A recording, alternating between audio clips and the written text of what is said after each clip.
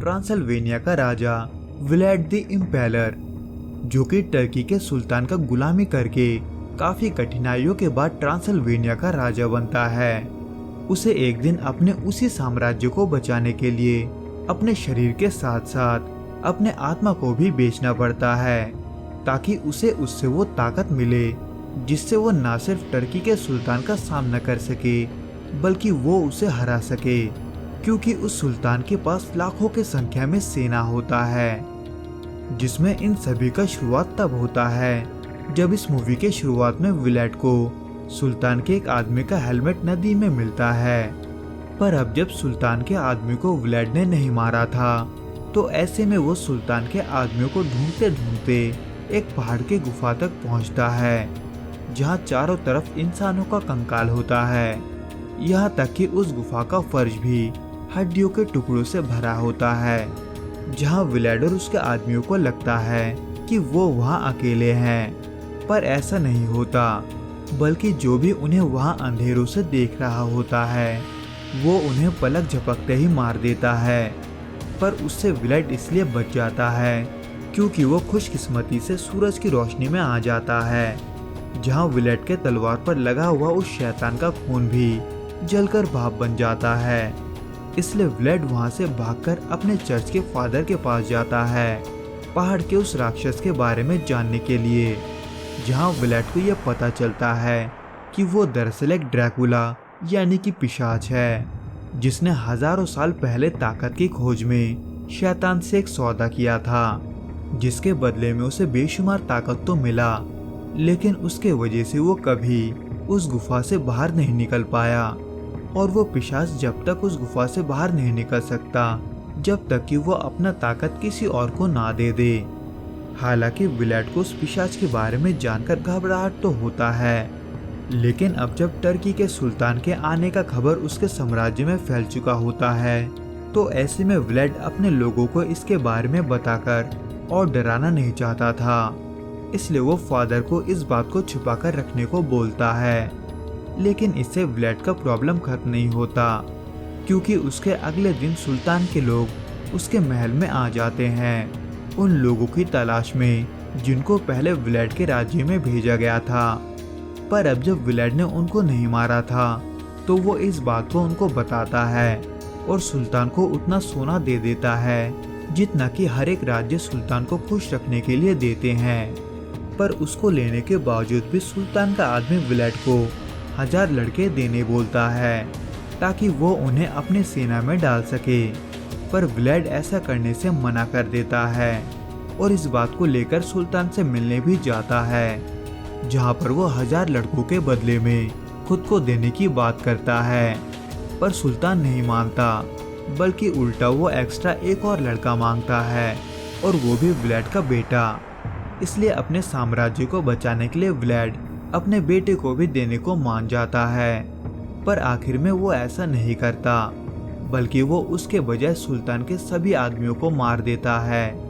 पर अब जब व्लाड ने सुल्तान से बगावत किया होता है, तो ऐसे में उसे ये पता होता है कि सुल्तान इसका बदला जरूर लेगा।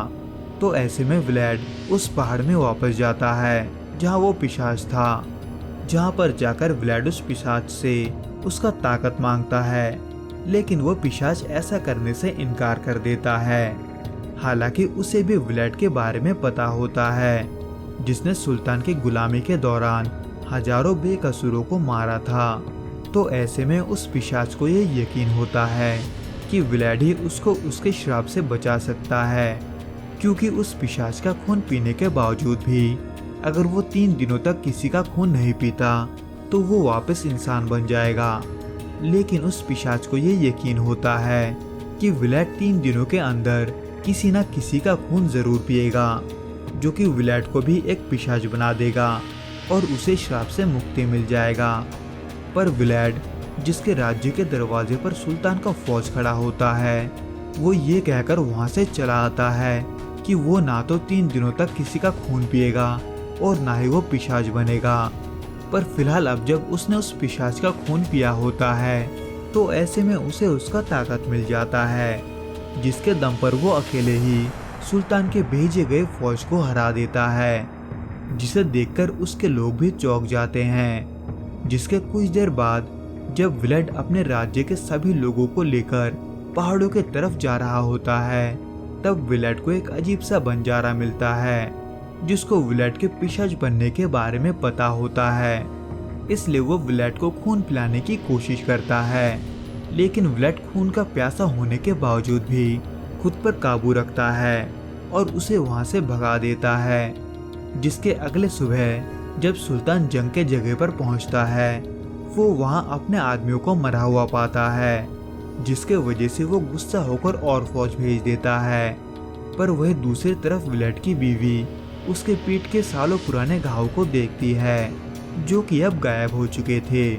इसलिए वो व्लेड को उसका वजह पूछती है, लेकिन व्लेड उस बारे में कुछ भी नहीं बताता, बल्कि सूरज की रोशनी को खुद पर डालकर दिखाता है। हालांकि उसके वजह से व्लेड की बीवी को व्लेड के जिंदा होने को लेकर परवाह होती है। पर अब जब दूसरा बड़ा खतरा उनके ऊपर होता है, तो ऐसे में वो इस बात को सभी से छुपाती है। और देखते ही देखते उस रात सुल्तान के लोग पहाड़ों में उनके बहुत करीब पहुंच जाते हैं। इसलिए व्लेड अपने लोगों को बचाने के लिए उनको वही मारने जाता है, जहां व्लेड एक बार फिर बिना किसी खरोच के वापस आ जाता है, जिसके वजह से व्लेड के चर्च के फादर को कुछ गड़बड़ लगता है। पर अब जब उसके अगले दिन वो व्लेड को सूरज की रोशनी से दूर जाता हुआ देखता है, तो ऐसे में उसका शक यकीन में बदल जाता है, जिसके वजह से वो व्लेड को मारने की भी कोशिश करता है, पर वो नहीं मार पाता। लेकिन वो इस दौरान व्लेड का असली चेहरा सबको दिखाने में कामयाब रहता है, जिसके वजह से व्लेड के राज्य के ही लोग व्लेड को जलाकर मारने की कोशिश करते हैं। पर अब जब व्लेड ने उन सब के लिए ही ये कुर्बानी दिया था, तो ऐसे में व्लेड के बात को समझाने पर सभी एक बार फिर से व्लेड के साथ खड़े हो जाते हैं। पर अब जब उनमें से कोई भी सिपाही नहीं होता, तो ऐसे में व्लेड को अपने बच्चे कुचे आदमियों के साथ सुल्तान और उसके फौज का सामना करना पड़ता है। पर इस दौरान जब व्लेड फौज से लड़ने में लगा होता है, तब सुल्तान का एक आदमी मौका पाकर व्लेड की बीवी को ऊपर महल से फेंक देता है और व्लेड के बेटे को उठा ले आता है।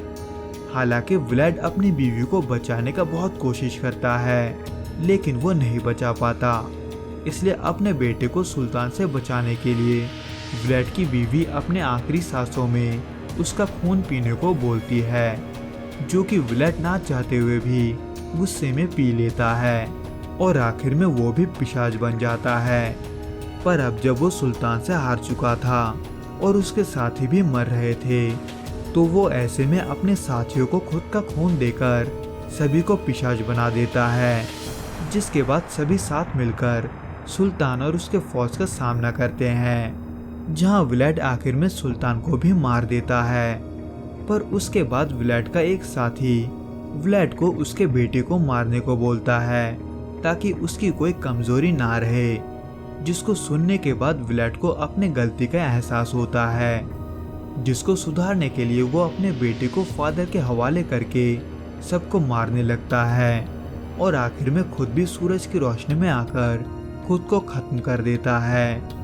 पर व्लेड, जो कि पूरे तरीके से पिशाच बन चुका था, वो ऐसे में अमर होता है, जिसके वजह से जब वही बंजारा आकर अपना खून व्लेड को पिलाता है, तो वो फिर से जिंदा हो जाता है, जो कि सदियों बाद भी मॉडर्न दुनिया में अपने खोए हुए प्यार को ढूंढता है, जो कि उसे मीना के रूप में मिलता भी है।